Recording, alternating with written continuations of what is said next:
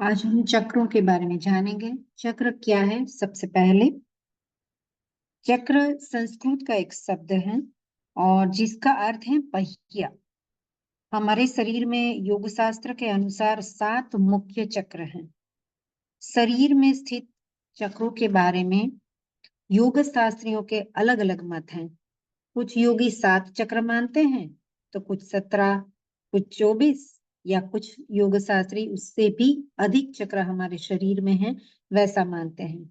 वैसे हम माने तो हर कोशिका अपने आप में ही एक चक्र है और वही ऊर्जा के केंद्र है। इन चक्रों का सुषुम्ना से विशेष संबंध है। सुषुम्ना नाड़ी सर्वशीर्ष व अति सूक्ष्म है। यह नाड़ी गुदा के पास से मेरुदंड से भीतर से होते हुए मस्तिष्क के ऊपर चली गई है। गुदा मूल के बाएं ईडा और दाएं पिंगला नाड़ी नासिका तक गई है। मतलब लेफ्ट साइड जो है वो ईडा है, राइट साइड है वो पिंगला नाड़ी है और वो नासिका तक जाती है।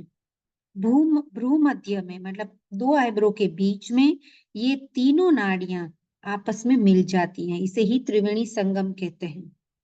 ईडा और पिंगला से श्वास और प्रश्वास के रूप में प्राण शक्ति सदैव प्रवाहित होती रहती है। जब बाएं नथुने से हम श्वास लेते हैं, लेफ्ट नोस्ट्रिल से जब श्वास हमारा चलता है तो चंद्र स्वर चलता है, यानी इस शरीर को शीतलता मिलती है। इसके विपरीत जब दाएं नथुने से श्वास चलता है तो सूर्य स्वर चलता है, यानी शरीर को गर्मी प्राप्त होती है। राइट नोस्ट्रिल से जब हम श्वास लेते हैं निकालते हैं या जब वहां श्वास चलता है तो शरीर में गर्मी होती है और सूर्य स्वर हमारा चलता है। जब दोनों नथुने से समान गति से श्वास चले उस समय सुषुम्ना स्वर चलता है। यह स्थिति ध्यान के लिए उपयोगी है। इस स्थिति में मन की चंचलता और मन जो है बिल्कुल शांत हो जाता है। इस सुषुम्ना के अंदर भी एक वज्र नाड़ी है और वज्र के अंदर चित्रणी और चित्रणी के मध्य में ब्रह्म नाड़ी है। ये सभी नाड़ियां अति सूक्ष्म हैं और यही सूक्ष्म शरीर व सूक्ष्म प्राण का स्थान है। इन नाड़ियों में बहुत से अति सूक्ष्म शक्तियों के केंद्र हैं जिनमें बहुत सी अन्य सूक्ष्म नाड़ियां मिलती हैं। इन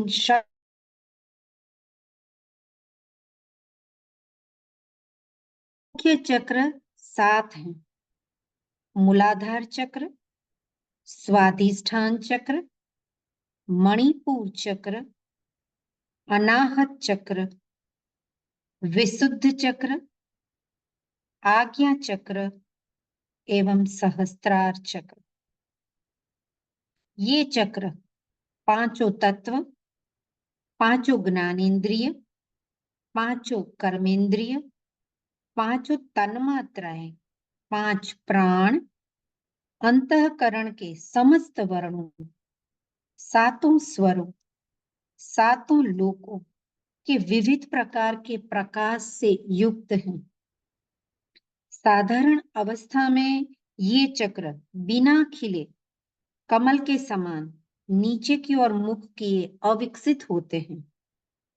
ध्यान के द्वारा ये ऊपर की ओर मुख कर खिले कमल की तरह हो जाते हैं और उसी से अलौकिक शक्तियों का विकास होता है।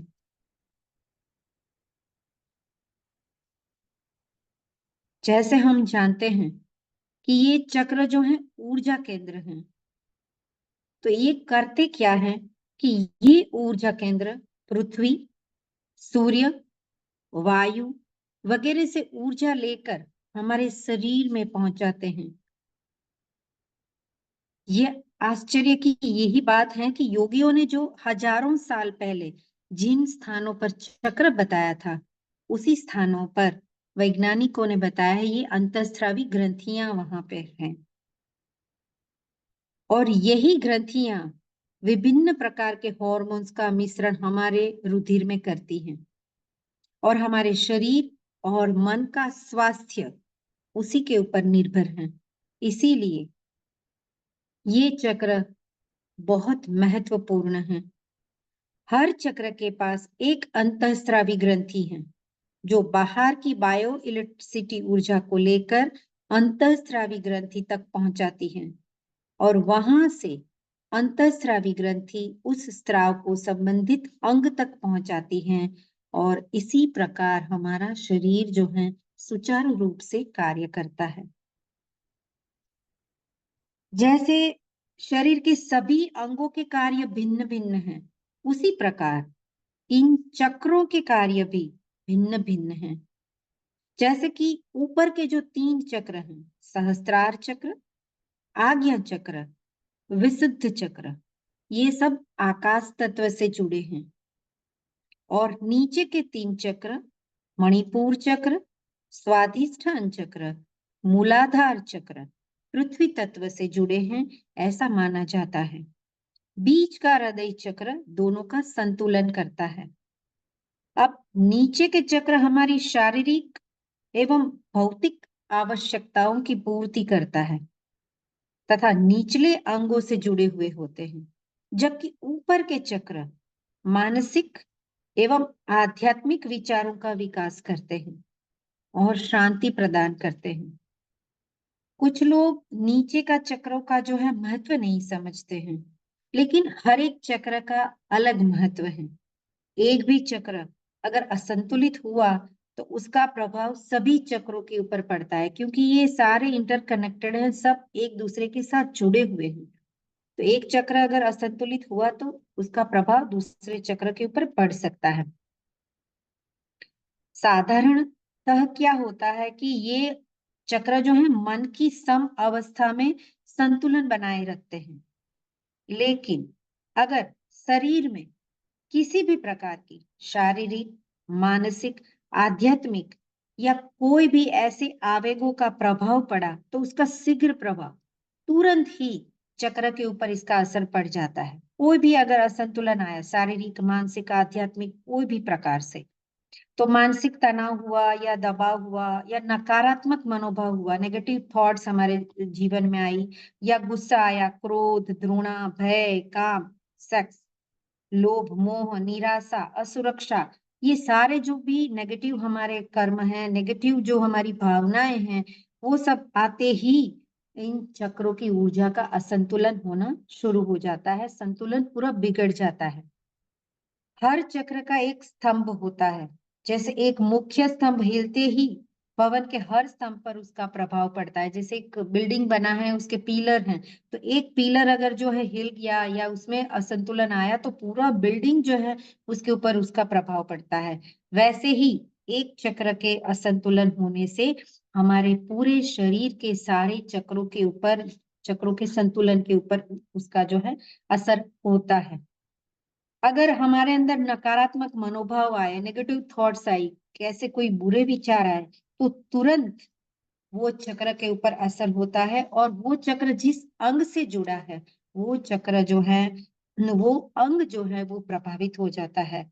सीधा प्रभाव उसके ऊपर आता है और वो अंग बीमार पड़ता है, उसका संतुलन जो है बिगड़ जाता है। इसे हमें ध्यान में रखना है। जैसे कि कोई चक्र जो है वो बाहर से ऊर्जा लेना बंद कर देता है। ये चक्र कैसे ऊर्जा लेते हैं? बाहर से ऊर्जा लेते हैं।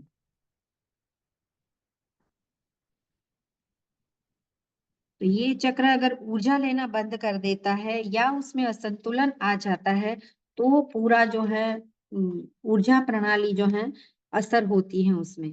तो जैसे ही ये ऊर्जा लेना बंद कर दिया, तो अंतःस्रावी ग्रंथि तक जो ऊर्जा पहुंचेगी नहीं और उस अंतःस्रावी ग्रंथि में अगर नकारात्मक मनोभाव का जो है असर हुआ, तो उसके कारण शरीर के पोषण के लिए जो रासायनिक पदार्थ जो निकलते थे उस अंतःस्रावी ग्रंथि से, तो वो परिवर्तित हो जाएंगे और वो विषैले हो जाएंगे, टॉक्सिन हो जाएगा।